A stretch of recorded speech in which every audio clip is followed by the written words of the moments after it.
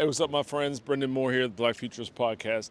If you follow me at all, you know I spend a little time in the gym, spend a lot of time in the kitchen, and I spend a good amount of time outdoors, whether it's riding my bike or more recently, even hunting. My brother took up hunting some years ago. He picked up upland bird hunting and waterfowl hunting, and if you're raised like me, if your brother goes and does something crazy, you got to go do it with him. So I picked it up. I got my own shotgun, and they've even taken my son out. We've had an incredible time.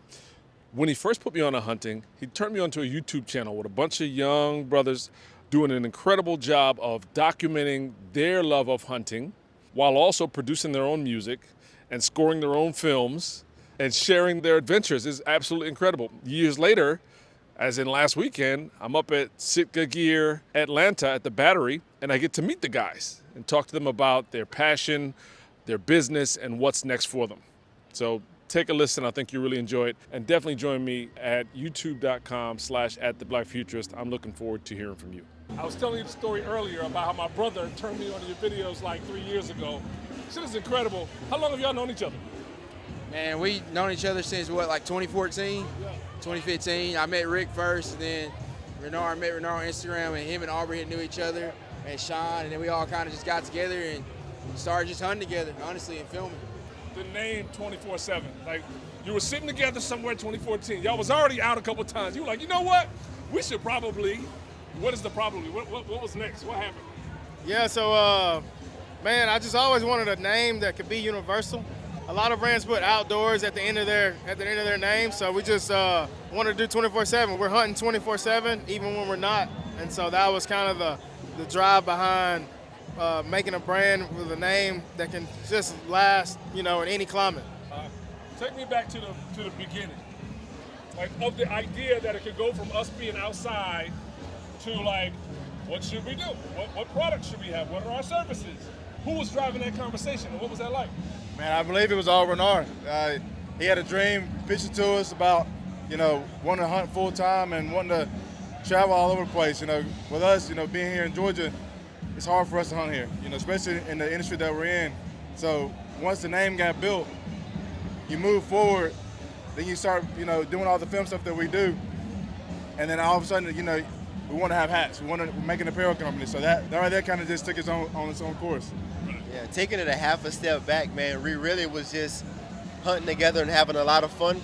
And we were noticing that it was a safe space to hunt and have a lot of fun. Right. You could truly come to the hunting space and be yourself, dress how you dress, wear those Jordans, do that thing, make that music, and just have our own unique flavor. And I want to say that the original plan was just for Ranar and 24/7 Hunt to just document and film family hunts. Yeah. And then end up meeting us and having a good time, and every hunt evolved a new idea. I expect the HBCU guy to really have that forward-thinking thing. I expect it, so congratulations, TSU. I love it.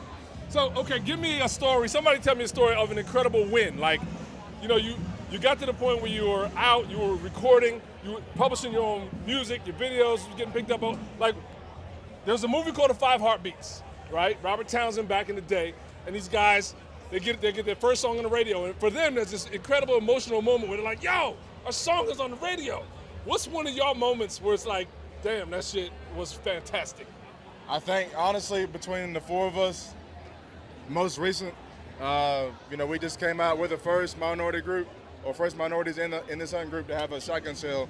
So I think I can speak for myself, but I think for the rest of us, I think that's the first thing in history that's been made for us. So I believe that's a big impact.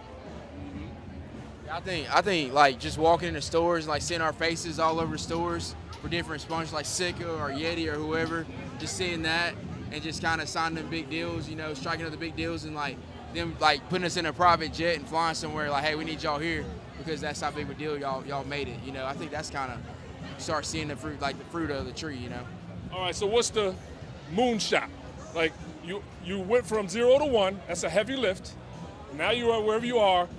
When you're looking at a next, like, moonshot idea, like, you really go into your branding sessions at the end of the year and say, this is where I want to be. This is like another next big step. What are we talking about? What's the meeting sound like? Yeah, so we're, like Aubrey said, we got the shotgun shell, so we're kind of in that process of the next moonshot with that. That's a big step. We want to get into, real estate in the hunting industry. We want to do that. Just grow the brand even more, and hopefully hopefully get acquired by a bigger entity at some point. Exit. More collaborations, more community work, more groundbreaking projects that just push the narrative and go from there, bro. Bring more people in the game ultimately. So there's somebody watching this video or listening to this podcast who has never heard of you. Here's the moment. Take them from 0 to 1. Take them from the couch to at least knowledge and like how they can find out more and what they should do to move towards your mission. Yeah. So we are 24/7 Hunt on all platforms. Check us out there. When you do, you'll find family, you'll find fellowship, you'll find, the love for the outdoors, and you'll find a real strong creative gene behind what we're doing. And just a lot of consistency. Yeah, one thing that wasn't mentioned this whole interview was just simply the fact of bringing urban influence, urban music with a duck hunting emphasis in the game. Like, you can go to Apple Music, Spotify, and look up 24/7 Hunt and find albums of music that got little kids and adults in line from state to state to come take pictures and get autographs from these guys, which is like crazy in itself because that's not the norm.